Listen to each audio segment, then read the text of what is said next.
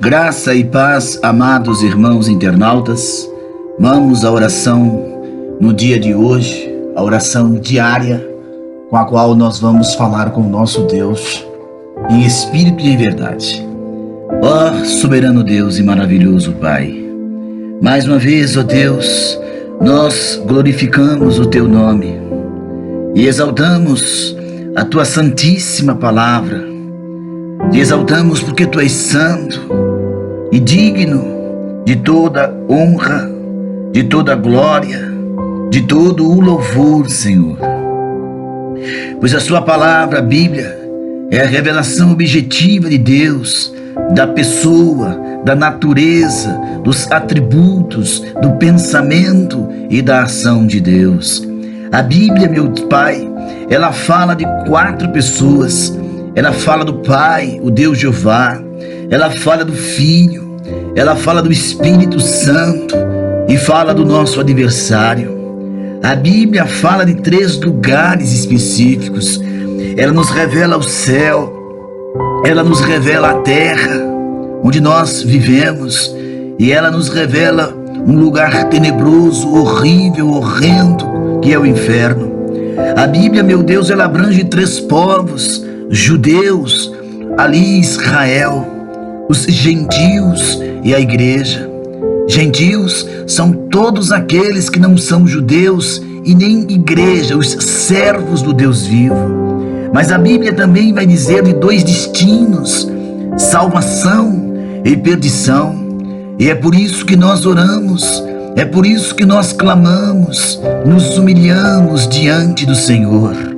Porque a Tua palavra diz que há um Salvador poderoso, há um Salvador glorioso que pode mudar o destino do homem.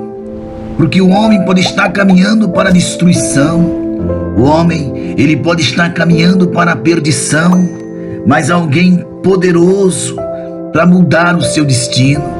E esse alguém é Jesus Cristo, que já foi crucificado na cruz do Calvário.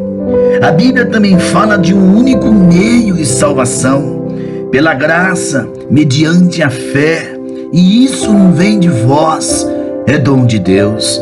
Então a Bíblia diz que a salvação é pela graça, a Bíblia diz que é mediante a fé, e não vem de nós, é um dom dado pelo Senhor Deus. Efésios capítulo 2 e o verso 8. Ó Deus bondoso e santo, nós aqui do canal Uma Visão Além, sabemos que precisamos nos humilhar perante as mãos potentes do Senhor. E é dever do homem, é dever da mulher, da glória, dar graça ao Deus vivo. É nosso dever ler, examinar, amar, confiar, obedecer, meditar e esconder na tauba do nosso coração a Tua palavra.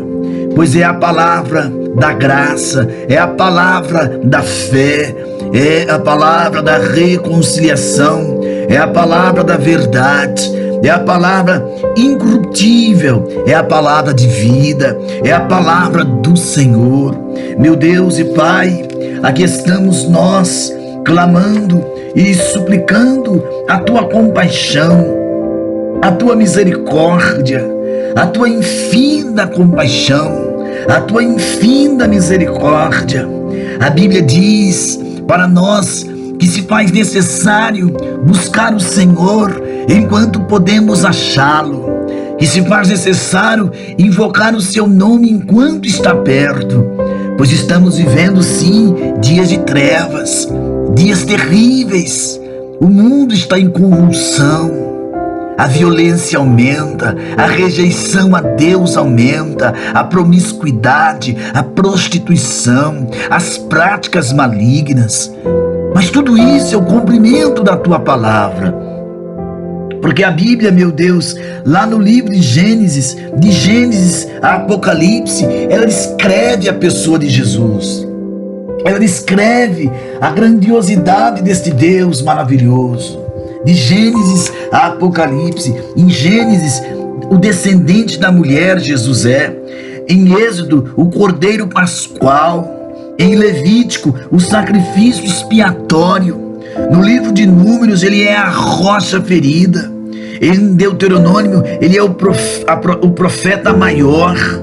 No livro de Josué, é o príncipe dos exércitos do Senhor. No livro de Juízes, a Bíblia apresenta o nosso Senhor Jesus como libertador. No livro de Ruth, o remidor divino. Lá no livro de Samuel, o rei esperado. No livro de Reis, ele é o rei prometido. No livro de Crônicas, Jesus aparece como descendente de Davi. No livro de Esdras, ele vai aparecer para nós como ensinador divino. Lá no livro de Neemias, como edificador. No livro de Esther, a providência divina, o socorro divino. No livro de Jó, o redentor que vive. No livro de Salmos, ele nos aparece como o nosso socorro e alegria. Em Provérbios, como a sabedoria de Deus. No livro de Eclesiastes, Jesus aparece para nós como o pregador perfeito. Em Cantares, o nosso amado. Em Isaías, o servo do Senhor. Ele aparece também no livro de Jeremias como o Senhor dos exércitos. Oh meu Deus, no livro de Lamentações como o Consolador de Israel. No livro, papai, de Ezequiel, o Senhor que reinará. No livro do profeta Daniel, ele vai nos aparecer como o quarto homem da fornalha. Lá no livro do profeta Oséias, o esposo. No livro de Joel, o juiz das nações. Em Amós, o Deus de fogo. Em Obadias, o Salvador. No livro de Jonas, a salvação do Senhor. No livro do profeta Miqueias, o ajuntador de Israel. Em Naum, o cavaleiro da espada flamejante.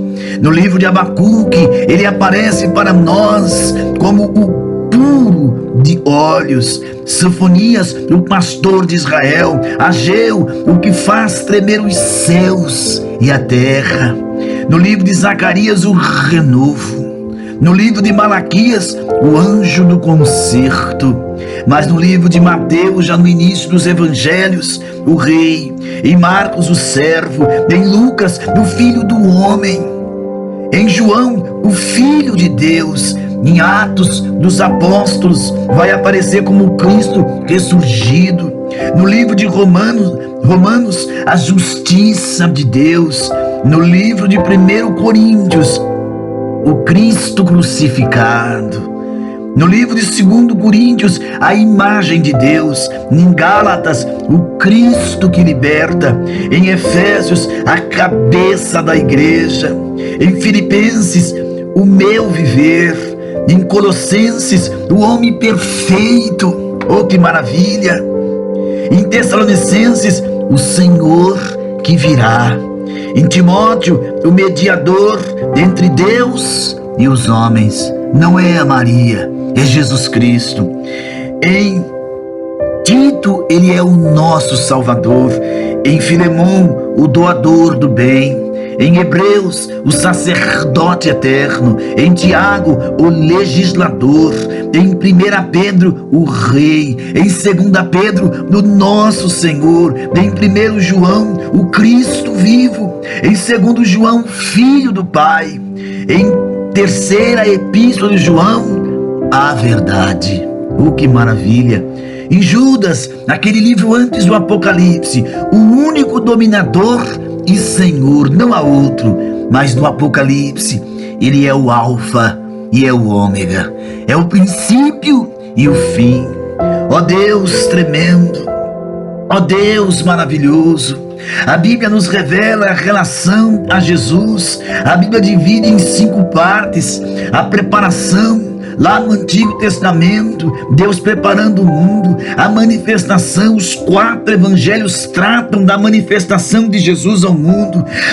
A propagação, o livro de Atos propaga a doutrina de Cristo. Na explanação, as 21 epístolas exclamam a doutrina de Cristo. E na consumação, o Apocalipse vai para nós dar o consumo de todas as coisas referente ao Senhor Jesus. A Bíblia sem Jesus seria como a matemática sem os números, na física sem a matéria, ou a biologia sem a vida. Por isso, Senhor, nós clamamos, nós buscamos, nós imploramos, porque sabemos que está em Ti, Senhor, o socorro do homem, o socorro da mulher, o socorro do necessitado, o socorro do faminto, o socorro daquele que precisa de um milagre. Eu estou orando por pessoas que se encontram enfermas, eu estou orando por pessoas que se encontram, meu Deus, problematicamente perturbadas por demônios, perturbadas por obras malignas, pessoas que estão, meu Pai, como loucas, como débil mentais, mas que no nome de Jesus serão libertas, serão transformadas, porque a Tua palavra garante, o nome de Jesus Cristo realmente garante para nós todas estas coisas. Tu és fiel, Senhor, Tu és magnífico, Senhor, Tu és aquele a quem nós confiamos, ó Pai.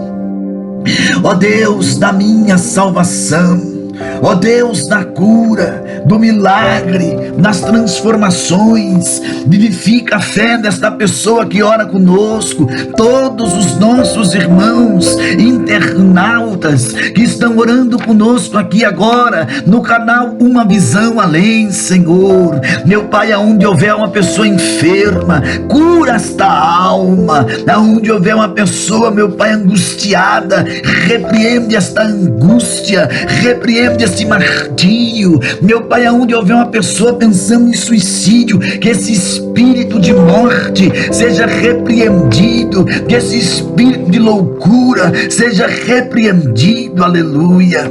Oh Deus bondoso, eu quero lhe apresentar, meu Pai, os novos convertidos, os jovens, os adolescentes da Tua casa, as crianças também. Apresentamos os casais, Jesus, lhe apresentamos irmãos e irmãs desse canal que tem clamado, tem buscado. Hoje eu oro pelo irmão Miguel, Senhor, que está enfermo, também pelo coronel Miguel, que iremos visitá-lo. Apresento o irmão Geraldo, a irmã Severina, a irmã Ruth, ó Deus, a irmã Fátima, o irmão João, são pessoas que precisam de um milagre. A irmã Mônica, o irmão Éver, Senhor, entra nesta questão, colocando por terra as barreiras, as muralhas, a fúria do inimigo, a fúria de Satanás, seja repreendido pelo poder do nome do Cordeiro de Deus,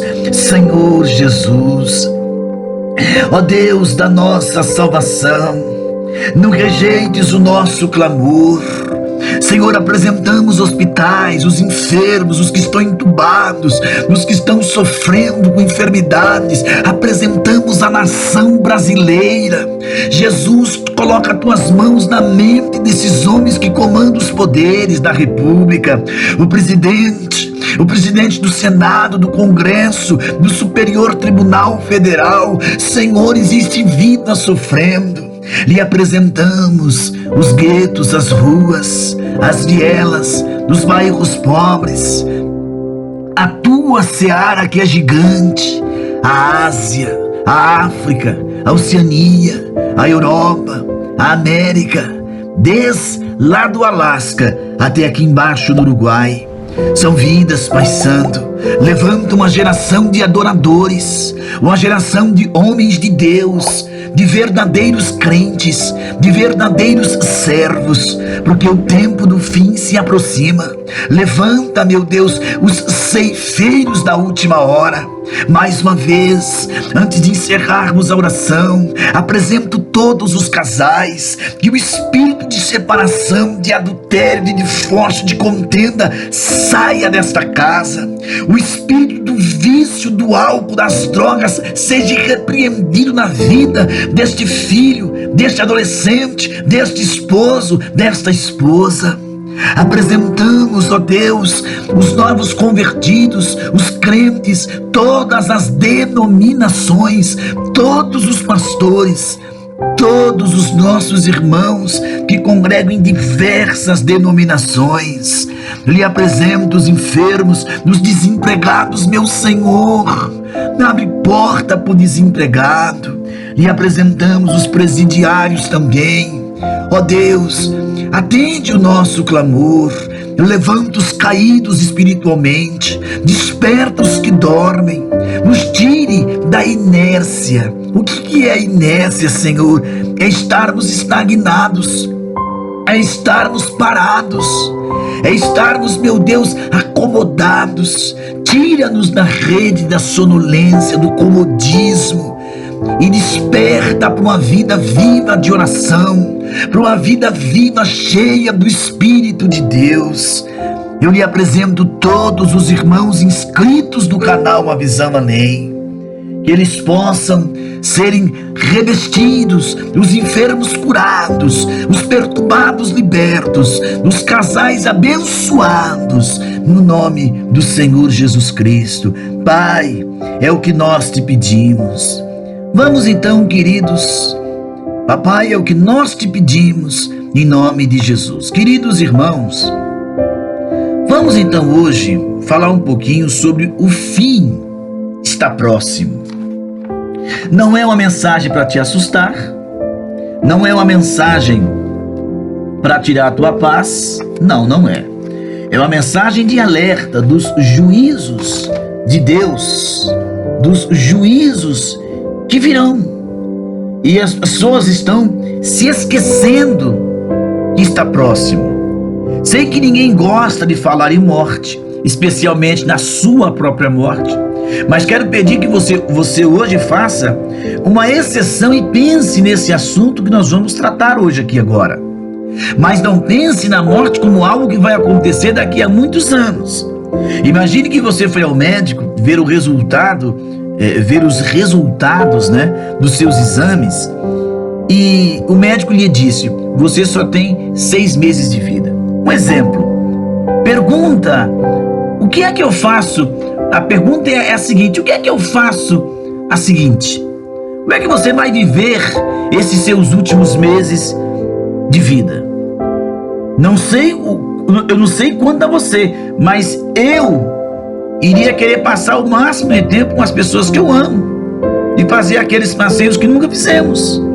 Também procuraria acertar aquela pendência com meu irmão, me reconciliar com aquele meu vizinho ou com aquele meu colega de trabalho, acertar aquela documentação, esclarecer aquele mal entendido, enfim, tentaria acabar com as minhas pendências pessoais. Agora, sem tempo a perder, sem burocracia, sem rabugice, sem orgulho, esses orgulhos besta, sem confusão, sem complicação. Não é impressionante como a ideia da morte nos ensina a viver? Não é verdade? É exatamente isso que nós encontraremos na primeira epístola do apóstolo Pedro, do capítulo 4, do verso 7 ao verso 11. Vamos ler com atenção, meus amados. Ora, o fim de todas as coisas está próximo.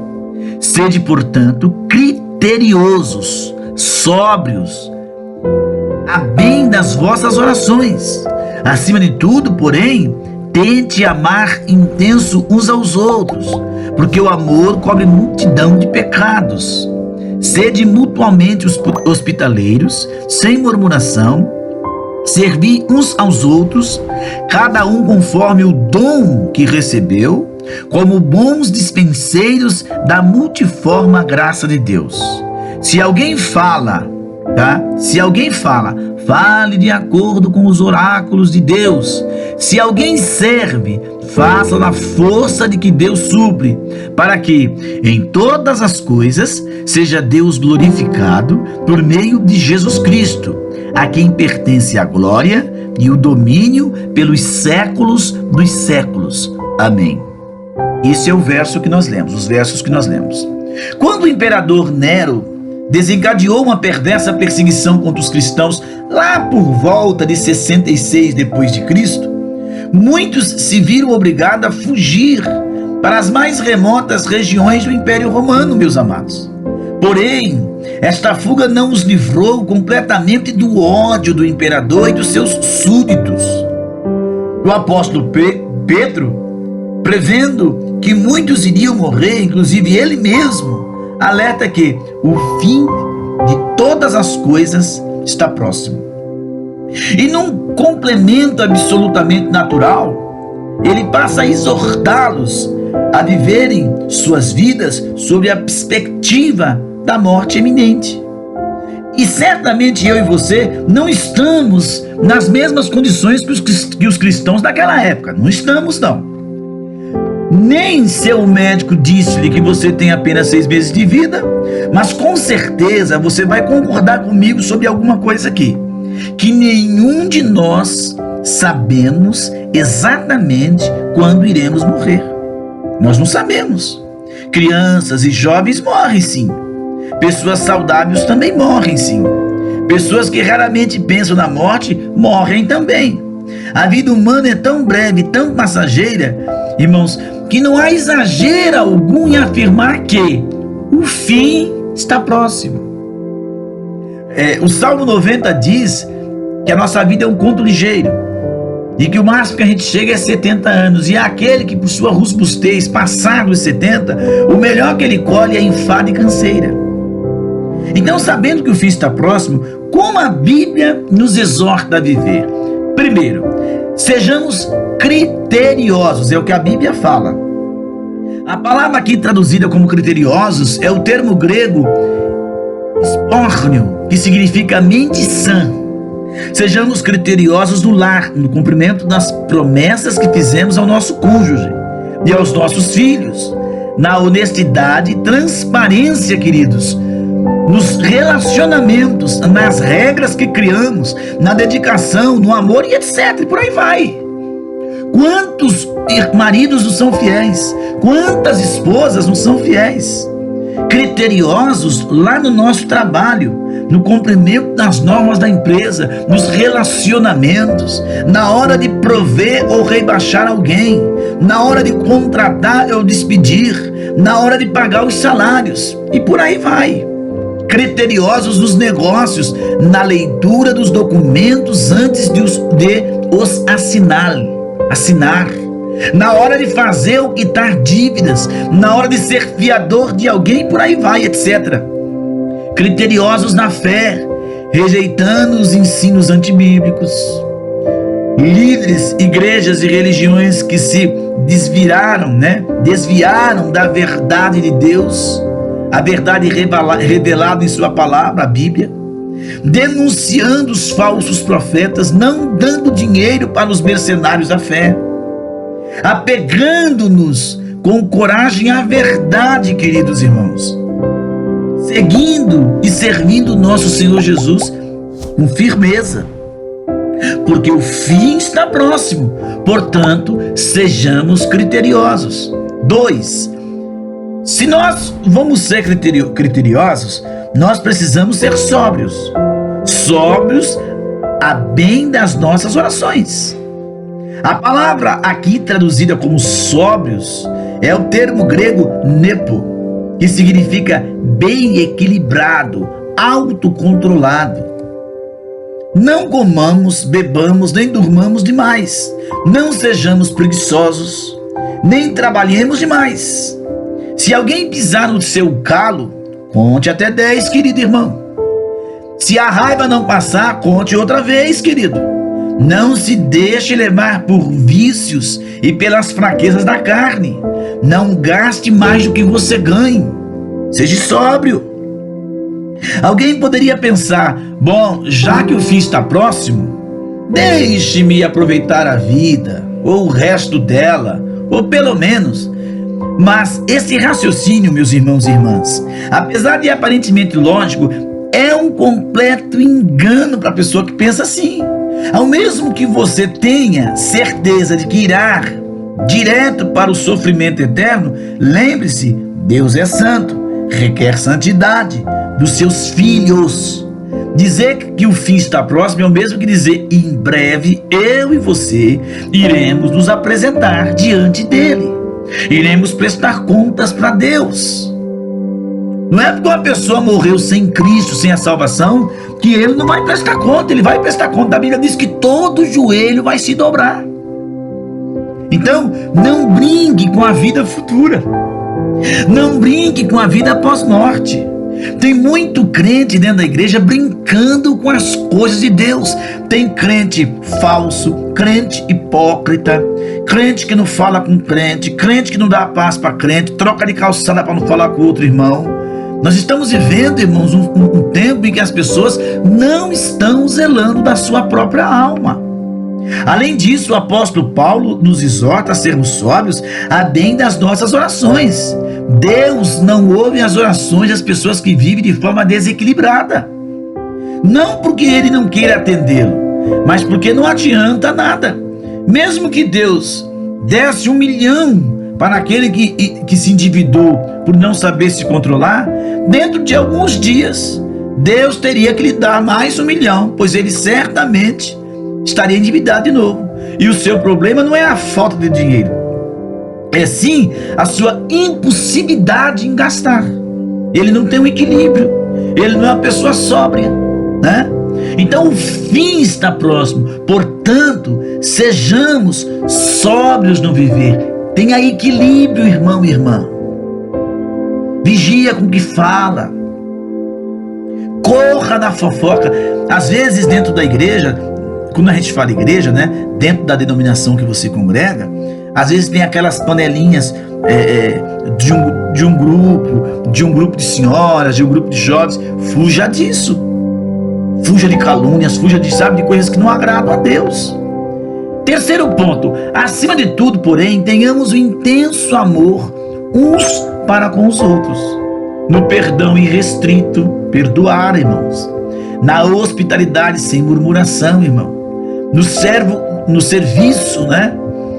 Uns para com os outros, a partir dos bens e talentos. Acima de tudo, irmãos, porém o amor, o verdadeiro amor. Não é o amor eros, tá? O amor eros é amor carnal, tá? É o ágape. Acima de tudo, porém, o amor. Se você fosse mesmo morrer daqui a 6 meses, iria se negar a perdoar alguém que lhe tenha ofendido? É uma pergunta que eu estou lhe fazendo. Deixaria de receber seus parentes e amigos somente para não sujar a sua casa?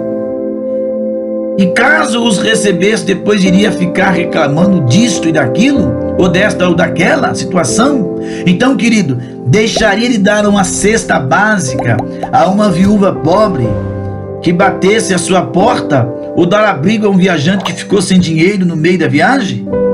Você iria se negar a aconselhar ou confortar alguém que lhe pedisse 1 minuto da sua atenção e da sua compaixão? Então o perdão é importante. O fim está próximo. Tenhamos, portanto, o amor intenso. Irmãos, assim, dentro da igreja, a gente observa coisas dentro das denominações que é assustador. Eu tenho me assustado com as coisas que eu tenho visto. Pessoas prepotentes. Tem pessoas que elas são tão prepotentes, tão amargas, tão azedas, que não dá para ficar perto, que não dá para conversar com elas. Você ama aquela alma, chora por aquela alma, ora por aquela alma, para que o Espírito de Deus trabalhe naquele coração, mas a coisa é tão nebulosa. Então, queridos, não tranque o coração, deixe Deus trabalhar, dê lugar ao amor de Deus ser verdadeiro dentro do seu coração. Oh, queridos irmãos e irmãs, glorifiquemos, quarto tópico é glorifiquemos a Cristo em nosso viver, no falar, no fazer. Falar, querido, é um dom maravilhoso. Muito se pode contribuir através da fala. No entanto, nenhum outro atributo humano é mais miseravelmente utilizado quanto a nossa capacidade de falar. Nenhum outro é mais utilizado para destruir, corromper. A calúnia, a difamação. É com a fala que nós destruímos a reputação de uma pessoa. É com a fala que nós caluniamos, que falamos palavrões. Falamos à toa o dia inteiro, piadas sujas, palavrões, maldições, fofocas, que mais? Intrigas, malícia, mentiras, infâmias e toda sorte de inutilidades. A nossa boca, se a gente não controlar, ela fala. Se você fosse mesmo morrer daqui a 6 meses, como seria então o seu falar? Se eu fosse morrer daqui a 6 meses, como é que deveria ser o meu falar? A Bíblia nos ensina a falar de acordo com os oráculos de Deus. Isto é, coisa séria. Para você ter uma ideia do que é isto, convém você saber que os 10 mandamentos são oráculos de Deus. Não são os únicos, mas certamente são os mais conhecidos. Não mentirás, não roubarás, não adulterarás, não farás para ti imagem de escultura, não terá deuses estranhos diante de vós, e por aí vai. Certo, meus amados irmãos? É um padrão muitíssimo alto? Claro que é. Através do nosso falar, nós devemos glorificar a Deus. Isto é, quando alguém ouvir nossas palavras, irá dizer: graças a Deus por estas palavras. O fim está próximo, queridos, portanto cuidemos do nosso falar. Porém, apenas falar, queridos, como é que eu coloco essa fala para vocês? Porém, apenas falar de nada adianta. Estamos cansados de ver a sociedade sendo enganada por políticos e oradores que muito bem falam, mas pouco ou quase nada fazem. O apóstolo Pedro complementa: sirva na força de Deus, supre. Sirva na força que Deus supre. Diga para o aflito: Deus te abençoe, mas ajude-o naquilo que você puder. Alivie o peso do cansaço, esprema a ferida purulenta.